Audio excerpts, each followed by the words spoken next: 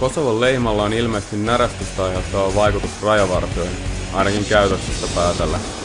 Aikaisemmin keulikaa prätkillä ja antakaa hanaa kommenteista poiketen vasta käytiin ilmeisesti syynäämässä viimeistä myöten esimiehen kanssa.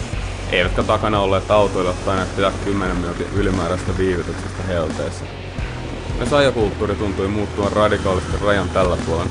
Vai miltä kuulostaa vuoristotiellä pimeän mutkaan tehty ohitus 160 km tunnissa.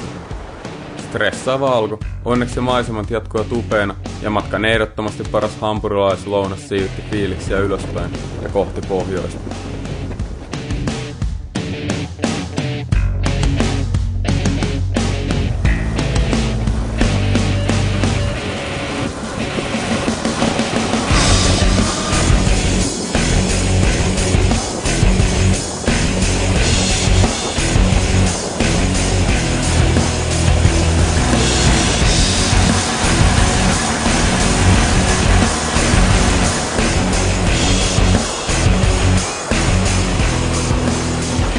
Pitää kyllä ihmetellä, että mikä serbialaisia kuskia oikein kyrsi. Ei tunnu teidän varsilla olla kynttilät ja ristit paljon hetkautta, vaan on pakko vetää 1000 ja 100 ohi, jotta pääsee edelle, ennen kuin pitääkin heittää lukkojarrutus, jotta ehtii hidastaa tieltä pois jääntymistä varten. Well, harrasteensa itse kullakin.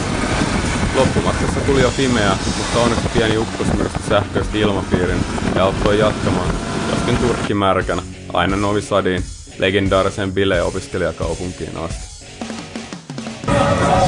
Ollaan Novi Sadissa Serbiassa. Täällä saa törkeä hyvät bileet ja tuossa takana kuuluu, edessä menee, sivulta tulee. Pitäisi olla hyvät bileet. Takana on sellainen pieni kuja, jossa on todella paljon pieniä baareja, klubeja, pubeja ja tämän tyyppistä. Tää on vaan pelkät eskot, koska tuolla on muitakin klubeja, jossa se homma lähtee käyntiin vasta muutaman tunnin päästä. Kello on tällä hetkellä tietysti 2 yöllä. Suomen mittapuun mukaan nyt alkaa olla loppukierroksia, mutta tällä hetkellä vasta alkukierroksia.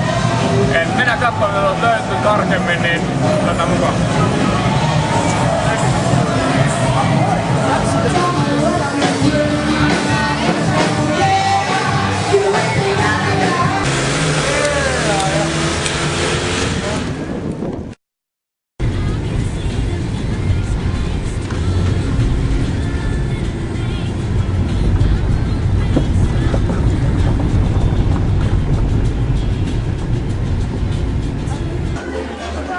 Hyvin hämärän taksimatkan jälkeen päädyttiin tällaiseen vanhan linnoituksen kellaritiloihin. Täällä on kolman törkeän hyvät bileet tiedossa, yöklubi ja näin päin pois. Tää on se, missä sitten nämä paikalliset bilettää nämä pikkutunnit. Niin ei muuta kuin bilettämään sekaan vaan.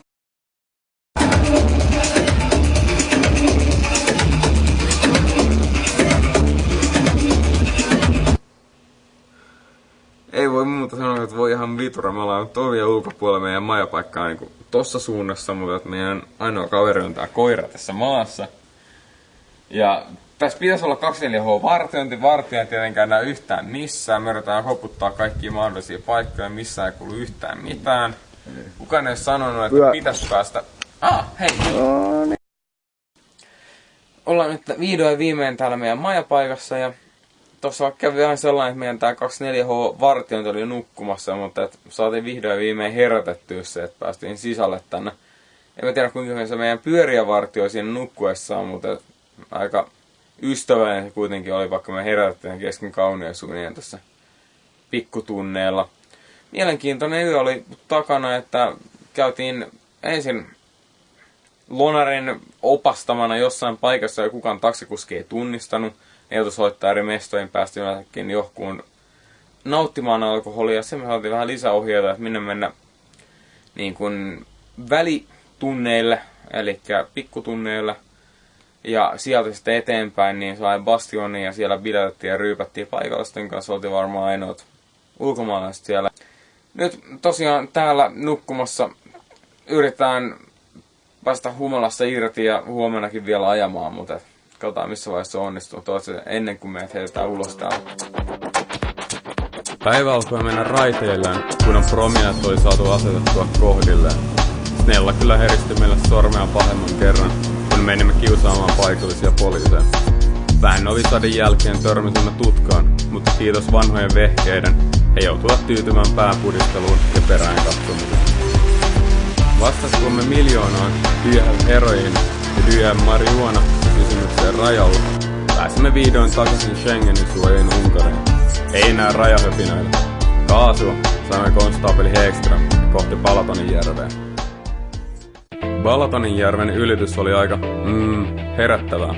Aamukahvit oli mennä väärään kurkkuun, kun oltiin kaikki tavarat levällään siinä lauttaa odottamassa, ja yllättäen huudattiin lähtöviellys. No, tulipahan ainakin liikettä kinttuin.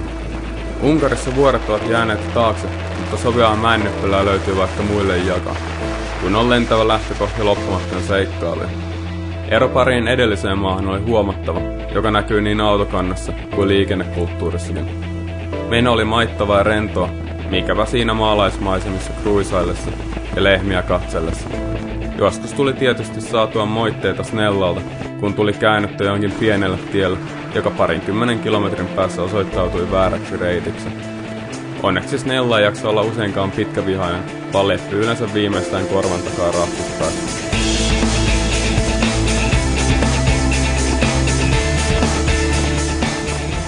Pikkukylät matkan varrella vaikuttivat myös viehättäviltä, ja olihan se hauska välillä notkua pienessä kahvilassa jätskiannosta nauttimassa.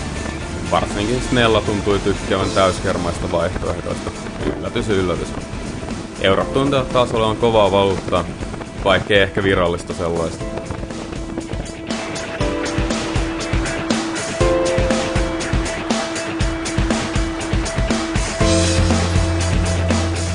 Välillä sukellettiin makeisiin lehtoihin, toisinaan taas ylitettiin puroja ja pikkujokia siltoja pitkin. Kuten niin monessa muussakin tapauksessa, suurin ongelma maassa on se, että aina on liian vähän aikaa tutustua siihen.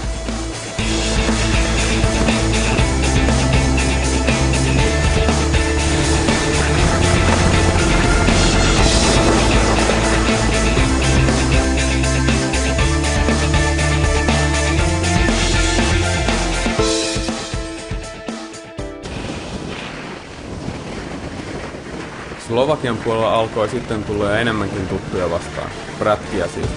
Taidettiin jopa eksyä oikein harrastajan alueella, sen verran ruuhka oli kaksipyöräisesti. Mutta turvallista oli vedellä vähän lujempaakin, ainakaan ambulanssi ei olisi ollut kaukana. Maisemaltaan vähän samantyyppistä kuin Unkari, ainakin ne pätkät mitä ajelimme. Tosin Slovakiakin jäi nyt vain kauttakulkumaaksi, meidän kuluttaessamme asfalttia matkaa Tšekkian puolelle.